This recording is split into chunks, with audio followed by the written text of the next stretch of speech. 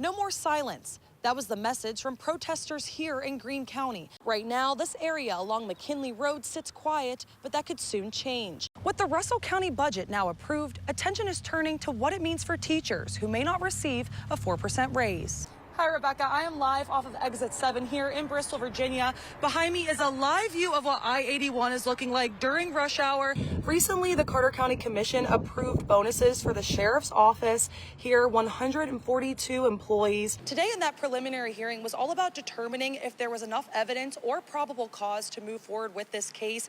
5 witnesses testified, including 3 victims that were hit in the crash. At Friday's press conference, Carter County Sheriff Mike Fraley said Carter County deputies were called to a house in the Valley Forge community around 4:05 a.m. A Sullivan County jury found Michael Garcia not guilty of first-degree murder in the shooting death of Daniel Cano.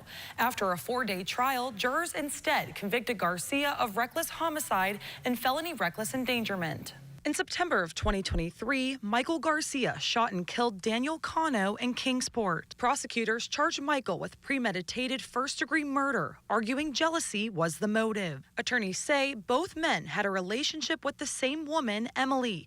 She shared a daughter with Daniel and was expecting a child with Michael. The state argued that jealousy and tension between the 2 men led to the deadly shooting.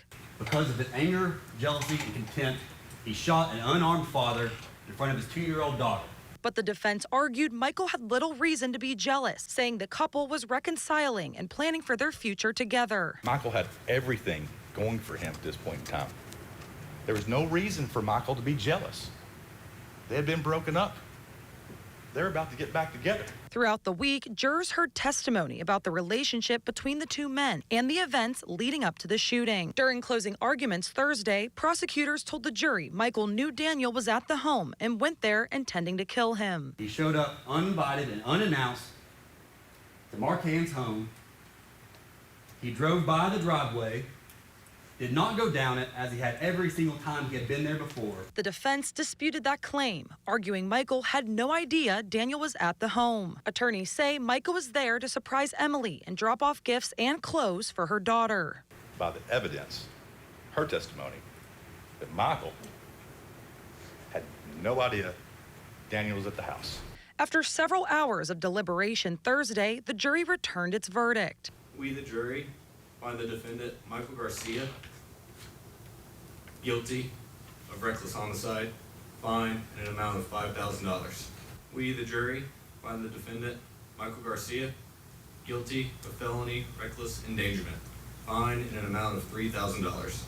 A sentencing hearing is scheduled for July 24th at 1:30 p.m. at the Sullivan County Justice Center. Natalea Hillen, News 5, WCYB.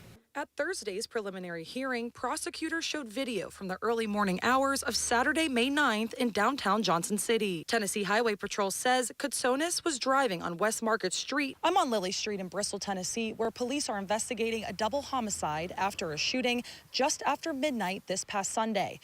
Rebecca, I am live outside the Virginia Primary School Precinct in Bristol, Virginia. I talked to the polling chief earlier, and she said things have been steady here all day long. Discussion on Thursday covered development and park improvements, but also touched on police transparency following the Sean Williams case and the impact of the city's alcohol ordinance. Just after 12 a.m. Sunday, police were called to a home on Lily Street in Bristol, Tennessee, after reports of a shooting. Monday, investigators provided an update and released the names of the victims. Update on the King University fire that occurred over the weekend in the Cells building here on campus. In the early morning hours of Saturday, 5 fire departments came and worked together to contain the fire. For more than 2 weeks, residents at Burlington Park Apartments say they haven't had reliable hot water to wash dishes, take hot showers, or handle everyday tasks. And they tell me they still don't know when it'll fully return. It's been a huge inconvenience. Everything takes 2 times as long. It's been rough. Tenants here at Burlington Park Apartments tell me the gas has been shut off for nearly 17 days, impacting more than 40 apartments and leaving residents without hot water.